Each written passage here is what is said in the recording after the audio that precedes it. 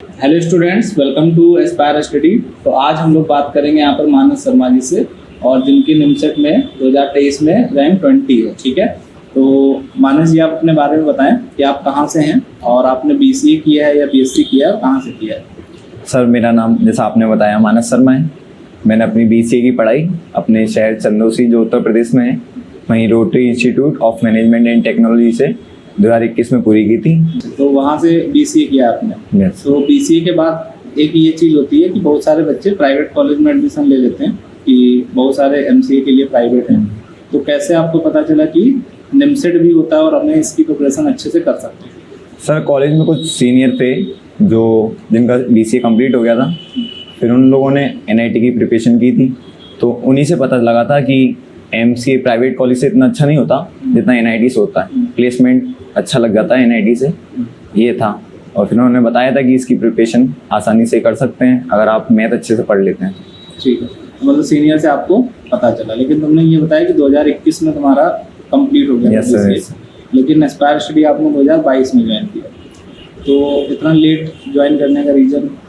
Sir, 2021 में से कि बीसीए कंप्लीट किया था, पहले सोचा था कि सेकेंड ईयर में ही प्रिपरेशन स्टार्ट कर देनी चाहिए। जैसे कि अब अच्छा होता है ना कि सेकेंड ईयर में ही प्रिपरेशन स्टार्ट कर देनी चाहिए, तो हमने भी सोचा था कि बीसीए सेकेंड ईयर में ही प्रिपरेशन स्टार्ट कर दें, अपेयरिंग में निकल जाएगा तो और अच्छा रहेगा, ड्रॉप ना लेना पड़ेगा। लेकिन सर, जब कोरोना आ गया था, फिर हमने सोचा था कि किसी कोचिंग में ऑफलाइन ज्वाइन कर लेते हैं। तो यूट्यूब के माध्यम से भी थोड़ा पता चला था और सीनियर ने भी थोड़ा कुछ बताया था। तो एक संस्थान है सर मध्य प्रदेश में, तो वहाँ पे ज्वाइन किया था हमने बीसीए कंप्लीट होने के बाद। तो फिर वहाँ पे 10 महीने कोचिंग की थी। फिर वहाँ पे सर थोड़ा मानसिक रूप से भी कमज़ोर होने लग गए थे, और फिर रिज़ल्ट देखा था पिछली साल, तो हमको लगा नहीं था कि हमारा हो पाएगा। और मैथ भी हमको बिल्कुल समझ में नहीं आती थी, मतलब कि क्वेश्चन आता था तो याद या तो वो खुद से हो जाता था या फिर कोई समझाने वाला नहीं रहता था, मतलब फैकल्टी इतना हेल्पिंग नहीं थी। हेल्पिंग क्या सर, बात ही नहीं हो सकती फैकल्टी से। जैसे कि आपको जो कोई मैथ पढ़ा रहा है, यहाँ पे तो हम आपसे डायरेक्ट पूछ लेते हैं, डाउट पूछ लेते हैं क्लास में। दूसरी जगह नहीं, ये नहीं था। तो दूसरी जगह हमको बहुत दिक्कत आने लगी थी, फिर रिजल्ट भी ख़राब आया था। फिर मानसिक रूप से भी वहाँ पे एकदम से ऐसा लगा था कि अब तो कुछ बचा ही नहीं है। फिर हाल मानने लग गए थे, रोज़ सोचते थे कि जाएंगे, हो जाएगा, अच्छा होने लगेगा, आज नहीं तो कल सीखने लगेंगे। जैसे कि सर एस्पायर में आए थे तो यहाँ पे लगने लगा था कि इम्प्रूवमेंट हो रहा है, वहाँ लग ही नहीं रहा था। वहाँ ये लग रहा था कि जैसे 12th में थी वैसी मैथ आज भी है। फिर वहाँ पे हमने सोचा था कि अब यहाँ से कुछ नहीं होगा, फिर हमने वहाँ से छोड़ दिया था।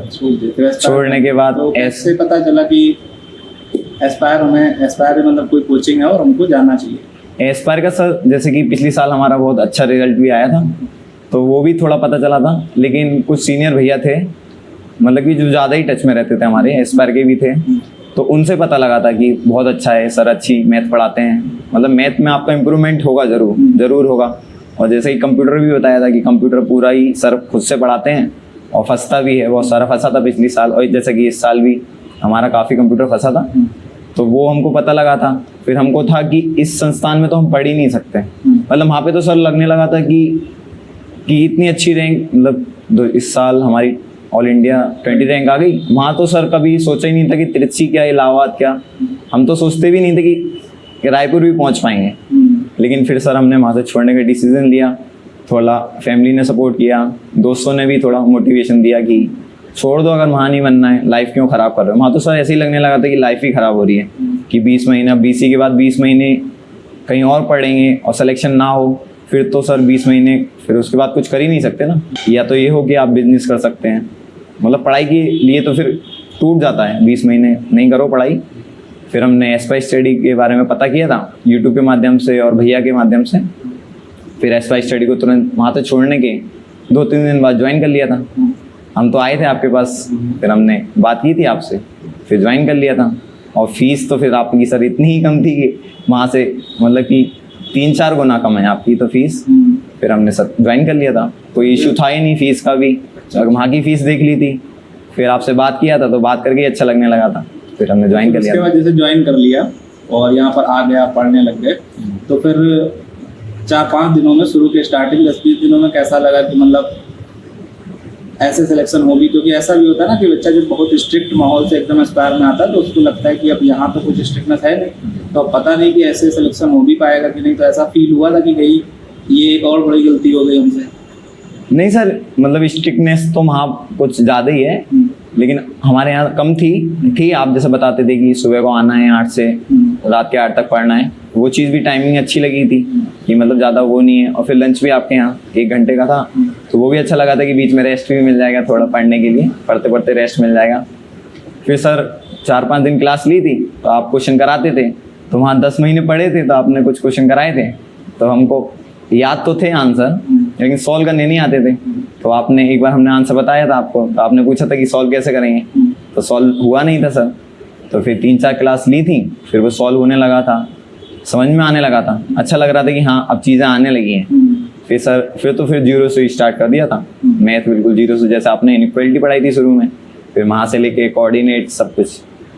ठीक है, तो फिर उसके बाद में जैसे तुम्हारी पढ़ाई शुरू हो गई, यस सर। और फिर एक चीज़ ये होती है कि बीच में जैसे पढ़ाई जब शुरू हो जाती है तो फिर 2-3 महीने बाद फिर से एक बार आता है मन में कि हो पाएगा सिलेक्शन कि नहीं हो पाएगा, सही पढ़ना चाहिए या किस तरीके से पढ़ना चाहिए, ठीक है, मटेरियल सही है कि नहीं है, ये भी बहुत सारे डाउट आते हैं। तो ऐसा कभी आया आपके मन में?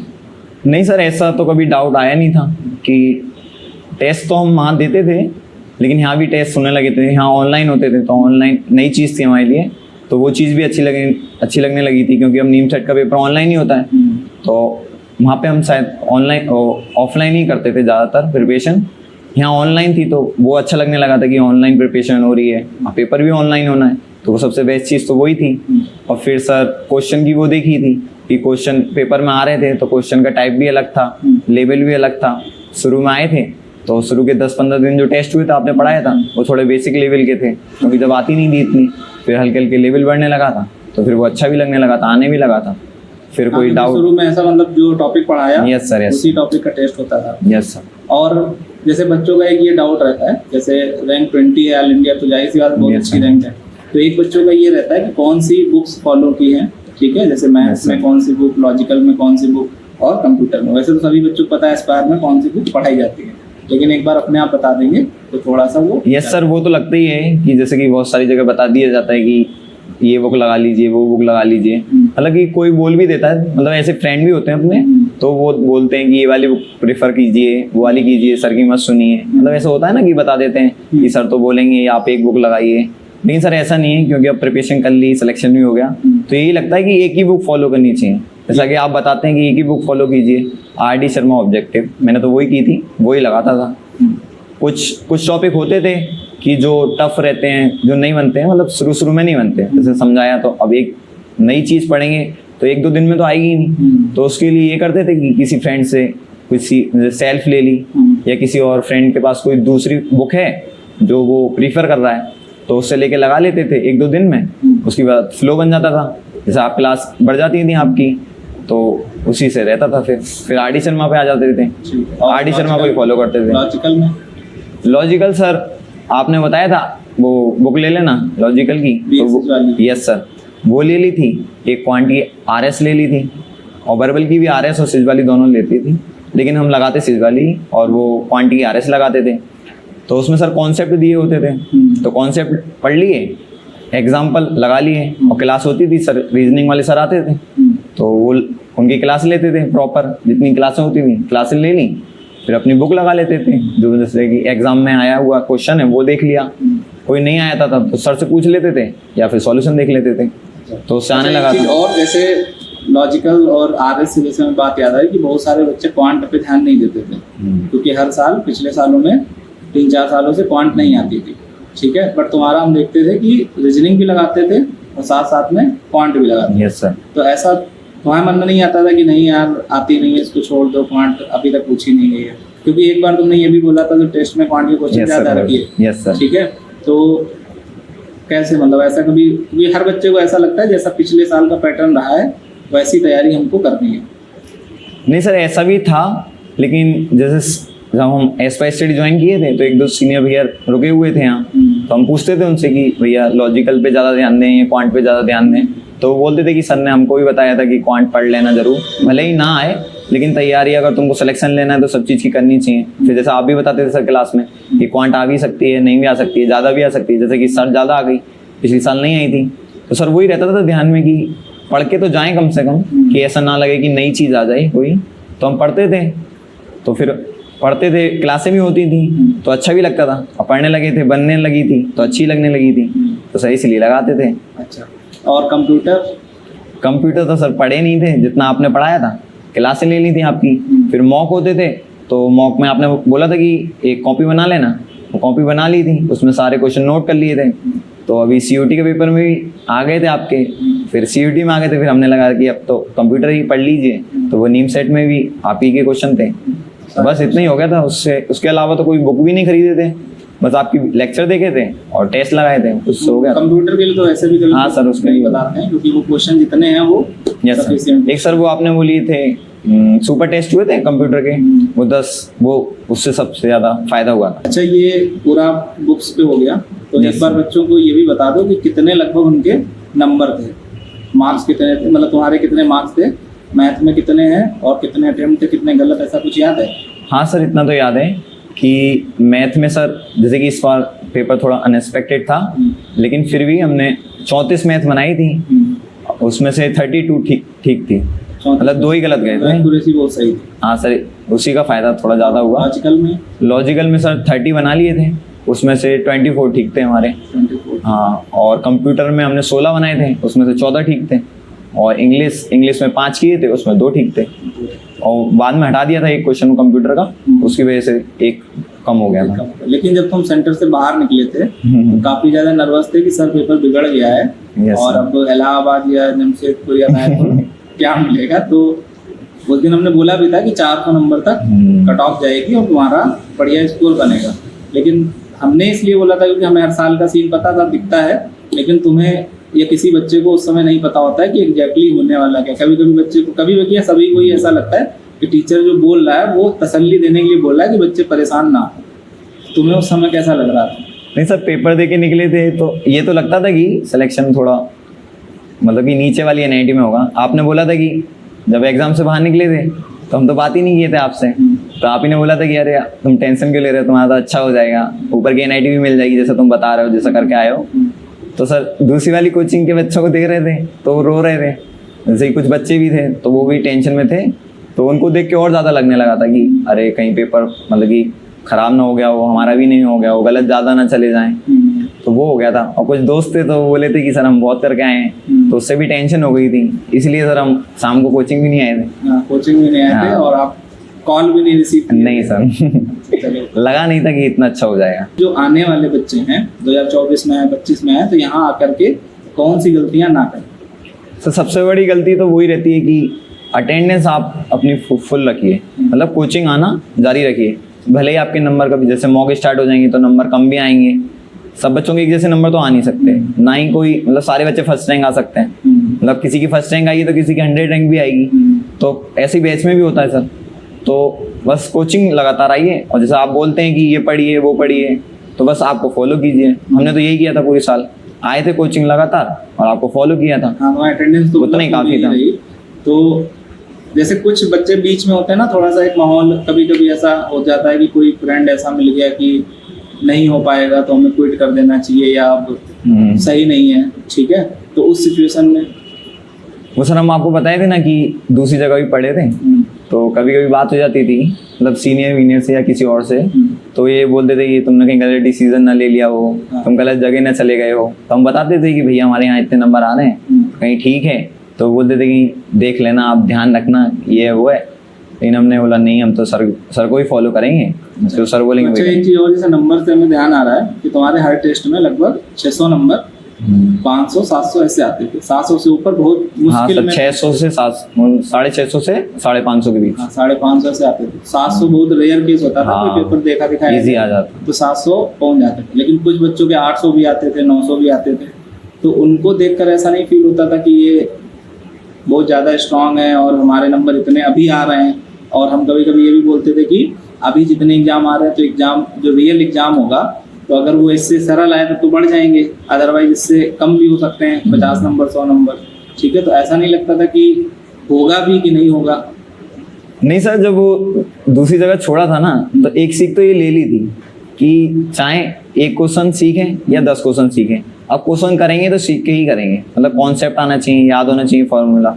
याद करने का सीन तो सर पहले दिन ही छोड़ के आए थे कि याद तो करना ही नहीं है। तो वही होता था कि सर जैसे कि 800 नंबर भी आ जाते थे तो आपको तो पता नहीं रहता था, लेकिन क्लासरूम में हम लोगों को थोड़ा लग जाता था कि कहीं याद करके कर दिया हुआ इसने।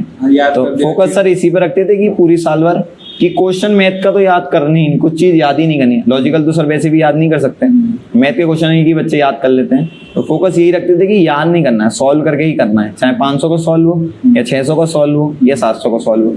इसीलिए सर एक्यूरेसी भी ठीक जाती हुई, क्योंकि एक्यूरेसी सही रहती थी। और दूसरी बात है कि एक्यूरेसी आपकी मेन पेपर, यस सर, बहुत अच्छी है, उसी का ये फायदा है। यस सर, जो पूरी साल किया था उसी का फायदा बच्चे ऐसे हैं जो 110 115 क्वेश्चन भी अटेम्प्ट करके आए 120 में, और उनकी रैंक जो है 600 800 900 भी क्रॉस हो गई। तो आपने बहुत कम किया, लेकिन उसमें मेन था कि एक्यूरेसी आपकी मेंटेन है। तो और बच्चों को अपनी तरफ से क्या मैसेज देना चाहेंगे एस्पायर के लिए, ठीक है, और फिर जब वो आ जाएं तो फिर उसके बाद के लिए? सर बताना तो इतना ही चाहिए कि देखी हुई चीज पे भरोसा ना करें, सुनी हुई चीज पे, मतलब कि अपने ऊपर भी भरोसा रखें। मतलब कि बहुत सी जगह होता है ना कि इतने बच्चे आ रहे हैं, इतनों को सिलेक्शन हो रहा है, तो ऐसे ही सुन के हम भी फंस गए थे एक जगह, नाम नहीं लेंगे, लेकिन हम भी फंस गए थे। बाद में पछतावा अभी तक होता है कि अगर एस्पायर 2021 में बीएससी के बाद ही ज्वाइन कर ली होती तो अब तक तो 2 बार एनआईटी निकल गया होता। लगता तो था यही सर, पैसे भी कम जाते। तो वही रहता है कि सर अपने आप पे भी भरोसा रखें, वो चीज़ ठीक रहती है। नहीं, क्योंकि बहुत सारे बच्चों का ये भी बिलीव करना इम्पॉसिबल होता है कि 10 महीने में या 8 महीने में पढ़ करके सिलेक्शन हो जाता है। मतलब बहुत सारे बच्चों का ऐसा मानना होता है नहीं, इसके लिए समय ज़्यादा चाहिए, पेपर टफ है। तो उसके बारे में क्या कहना चाहेंगे? सर कहना यही चाहिए कि अगर कोई भी बच्चा बीएससी वाला हो या बीसीए वाला हो, और वो नीम सेट को अपेयरिंग में, जैसे अपेयरिंग में 1 साल में या ड्रॉप लेने के बाद 1 साल में या उससे कम टाइम में अगर निकालना चाहता है तो वो एस्पायर स्टडी को ही ज्वाइन करें। क्योंकि बहुत सारी कोचिंग ऐसी भी थी जो बोलती थी कि आप एडमिशन ले लो, 15 महीने आपको बैठना ही पड़ेगा तभी सिलेक्शन होगा, वरना सिलेक्शन नहीं होगा। लेकिन सर जैसे कि इस साल भी हमारे यहाँ पे भी कुछ बच्चे ऐसे थे 10 महीने में आए थे, उनका सिलेक्शन हो गया था। 5 महीने वाले के भी 1-2 का हो गया था। तो वही है कि सर कम टाइम में करना है तो फिर ये सही है। अच्छा, तुमने एक चीज और जैसे यहाँ पर देखी होगी कि बहुत सारे बच्चे अपेयरिंग वाले सेलेक्ट हुए हैं जो यस सर 2-3 घंटे क्लास लेते थे, बाकी टाइम कॉलेज रहते थे। हाँ, तो यहाँ वाले जो बच्चे रहते हैं तो उनके लिए तो ये पहले से एक्सपेक्टेड रहता है हो जाएगा। लेकिन तुम्हारे लिए ऐसा लग रहा था कि सर 2 ही घंटे इनको पढ़ा रहे हैं तो इनका होगा भी कि नहीं होगा? नहीं सर, कभी कभी तो लगता था, जैसे हम शुरू में आए थे तो हमको लगता था कि अरे हम वहाँ 10 घंटे पढ़ते थे, कि इतने घंटे पढ़ते थे सुबह से शाम तक, और यहाँ हम 8 घंटे ही बुला रहे हैं सर, कहीं हमारा होगा या नहीं होगा, तो लगता था। लेकिन सर वो ये ना कि चीज़ें आने लगी थी, हम देखते थे कि ऑनलाइन वाले शाम को तो आते ही थे क्लास लेने, तो उनको भी चीज़ें सीखने में आने लगी थी। तो हम पूछते भी थे कि भाई तुम ऑनलाइन पढ़ रहे हो, तुमको कैसे समझ में आ रहा है? तो बोलते थे कि जो सर यहाँ पढ़ा रहे हैं वही ऑनलाइन में भी लगता है। तो वो उनसे बात करके भी ऐसे लगता था कि इनको भी समझ में आ रहा है, और हमको तो लग ही रहा था कि कम टाइम में ज़्यादा फायदा हो ही रहा है। कम टाइम में ज़्यादा फायदा हो रहा है। तो मतलब मेन 2-3 निष्कर्ष निकल के आते हैं कि आए तो बढ़िया से पढ़ाई करें, पूरे साल मेहनत करें। Yes sir. और दूसरा ये है कि एक्यूरेसी पे काम करें, ठीक है, मतलब जितना भी आ रहा है, क्योंकि नंबर 1000 में से 800-900 आ जाते हैं, लेकिन कभी कभी बच्चे उसमें चीटिंग भी कर लेते हैं। ठीक है, कुछ बच्चे हुए कि चीटिंग कर लिए, 800-900 यहाँ पर आ गए, मेन एग्जाम में नंबर कम आ गए, लेकिन तुम्हारा स्कोर जो है वो हमेशा कंसिस्टेंट रहता है। कभी ऐसा नहीं हुआ कि 400 गया हो किसी पेपर में, नहीं सर, ठीक है, और कभी ऐसा भी नहीं हुआ 800, 850, 900 प्रीवियस ईयर छोड़ करके गया, ठीक है। तो और कुछ बच्चों को बताना सर यही चाहिए कि अगर कोचिंग ज्वाइन करते हो, एस्पायर स्टडी को ज्वाइन करते हो, क्योंकि तुम्हारा एक ये भी था कि सर हमारा सिलेक्शन हो जाएगा तो हम बहुत कुछ बताएंगे, क्योंकि हमने जो है बहुत सारी समस्याएं देखी हैं। ये सर वही बताना चाहेंगे कि जैसे कि बहुत सी कोचिंग होती है तो हम सोचते हैं कि फीस ज़्यादा है तो अच्छा पढ़ाती होंगी, या टाइमिंग ज़्यादा रहती है तो ज़्यादा अच्छा रिजल्ट आएगा। तो ऐसा सर कुछ भी नहीं है, कि आप ये है कि अच्छा टीचर है, पढ़ाने वाला है, कॉन्सेप्ट पढ़ा रहे हैं। जैसे कि सर आपने मतलब इजी से लेकर हार्ड तक का पढ़ा दिया था, तो वो चीज़ तो हमको यहाँ के समझ में आने लगी थी कि अगर मैथ अच्छा कोई पढ़ाने वाला है तो आप कम टाइम में भी निकाल सकते हैं। ऐसा कोई ज़रूरी नहीं है कि 18 महीने पढ़ो, 20 महीने पढ़ो, या कि ज़्यादा फीस दे के पढ़ो, उससे सर कोई फ़ायदा नहीं है। कम फीस में अच्छा टीचर पढ़ाने वाला है, आप हैं सर, मतलब आपको मैथ अच्छी पढ़ा रहा है, कॉन्सेप्ट पढ़ा रहा है, तो वो चीज़ अच्छी लगती है। अच्छा, एक चीज़ और, जैसे एस्पायर स्टडी को ज्वाइन करते हैं बहुत बच्चे, लगभग उसमें से 30% Yes, छोड़ sir. देते हैं, लेकिन तुमने लास्ट तक जो है मेंटेन रखा कि हमको आना है। क्योंकि होता क्या है कि अभी तो लग रहा है कि नहीं, हमको पहले से था बिलीव कि हम आएंगे, लेकिन जब कोई साथ वाला छोड़ता है, Yes, रूम sir. से पढ़ना शुरू करता है, तो लगता है कि कहीं उसका डिसीजन ज़्यादा सही ना हो। बैठ जरूर रहे, लेकिन हो सकता है कि हमसे ज़्यादा वो रूम पे पढ़ रहा हो। तो ऐसा नहीं कभी आता दिमाग में? नहीं सर, वो शुरू में ही आपकी क्लासें ली थी तो हमको क्लासें लेना अच्छा लगने लगा था। तो एक रीज़न ये भी रहता था कि सर कम से कम सर देख तो लेंगे, सर को देख लेंगे तो अपने आप पढ़ने का मन करने लगेगा, फिर क्लास भी ले ही लेंगे। तो यही रीज़न रहता था कि कोचिंग जाएंगे तो फ़ायदा भी रहता था। बीच बीच में हमने आपको एक बार बताया भी था कि हम रूम रुक जाते हैं सर, तो 1-2 दिन रुक गए थे, तो फिर हमको पढ़ाई बिल्कुल होने नहीं लगी थी। मतलब यहाँ जितना करते थे उतनी नहीं होती थी। पढ़ते तो थे रूम पे भी, लेकिन इतना नहीं पढ़ते थे जितना कोचिंग में आउटपुट आ जाता था। फिर हम तभी समझ गए थे कि कोचिंग तो छोड़नी नहीं है। और पिछले साल भी देखा था कि कुछ बच्चों ने छोड़ दी थी कोचिंग, तो उनका नहीं हुआ था। जब हम आए थे, ज्वाइन किया था, तभी रिजल्ट आया था, तो देखा था कि जिनने छोड़ दी थी उनका हुआ नहीं था। तो हम जब भी समझ गए थे कि कोचिंग तो रहना ही रहना है। तो इसीलिए मतलब सर ये था कि हो ना हो वो सब एक कोचिंग अलग जरूर बात जाओ है। सर। लेकिन मतलब जैसे हम हर साल बोलते भी हैं हर बच्चे से कि तुम पूरा हमको फॉलो करो, और तुम्हारा सिलेक्शन ना हो तो हमसे बोल दो कि सर हमने पूरी मेहनत की, आपको फॉलो किया और सिलेक्शन हमारा यस सर। नहीं हुआ। तुम्हारा भी वही था कि अपनी तरफ से हम अपने कमी नहीं ऊपर- रखे सर। हाँ, अपने ऊपर एक्सक्यूज नहीं लेंगे कि ऐसी गलती रह गई Yes, तो sir, हमारा yes. सिलेक्शन नहीं हुआ। हम जब आए थे पिछली साल तभी अवार्ड सेरेमनी हुई थी, तो सर आपने बोला था कि मेहनत कर लो, सिलेक्शन नहीं हो तो आके हमको बोलना कि सर हमारा सिलेक्शन नहीं हुआ, फिर हम बताएंगे क्यों नहीं हुआ। तो सर वो बात भी याद थी दिमाग में कि मेहनत में तो कमी नहीं रखेंगे, और नहीं होगा तो फिर सर ने बोला ही है तो सर से पूछ लेंगे। तो अब तो इतना अच्छा हो गया कि सर जरूरत ही नहीं है पूछने की। ठीक है, तो अभी कैसा लग रहा है एकदम से? अभी तो सर क्योंकि अब मतलब ये भी है ना कि जिन लोगों ने तुमसे बोला था कि अब सिलेक्शन तुम्हारा नहीं होगा, तो उनके लिए भी एक मैसेज कि अब तुम्हें कैसा लग रहा है? बहुत अच्छा लग रहा है। अब सर क्या कहें, मतलब कि रैंक इतनी अच्छी आ गई तो खुद ही समझ गए होंगे कि गलत बोला था उन्होंने। तो इतना ही बताएंगे कि दूसरी जगह भी सिलेक्शन होता है, दूसरी जगह भी पढ़ाने वाले होते हैं, आपसे अच्छे भी हैं। ऐसा होता है ना कि सर कभी कभी आदमी समझने लगता है कि हम ही सबसे ज़्यादा अच्छे हैं, हम सबसे ज़्यादा ग्रेट हैं, तो ऐसा नहीं है सर। दूसरी जगह भी पढ़ाने वाले अच्छे होते हैं। हमको भी बोला था बहुत से लोगों ने, बच्चों ने भी बोला था कि तुम गलत डिसीजन ले रहे हो, कि एस्पायर स्टडी को ज्वाइन कर रहे हो, गलत डिसीजन है, शायद ना हो तुम्हारा वहाँ पे। तो हमने बोला था कि नहीं, हमको सर कि हमने आपकी वीडियो भी देखी थी एक यूट्यूब पे, तो हमको अच्छी लगी थी, तो हमने बोला नहीं हम इसी को ज्वाइन करेंगे और सिलेक्शन करके दिखाएंगे। तो हो गया sir. Thank you so much, बहुत अच्छा लगा Yes, बात sir. करके। और बच्चे काफ़ी कुछ सीखेंगे इस इंटरव्यू से, ठीक Yes, है। sir. और मेनली जो पढ़ाई से रिलेटेड है वो ये है कि कंसिस्टेंसी होनी चाहिए और पूरा फॉलो करना है। Yes, sir. क्योंकि हम भी मतलब सारे बच्चों से यही बोलते हैं कि एस्पायर स्टडी ज्वाइन करने से सिलेक्शन नहीं होता है, उसको फॉलो करने से सिलेक्शन पक्का होता ही होता है। Thank you so much. Yes.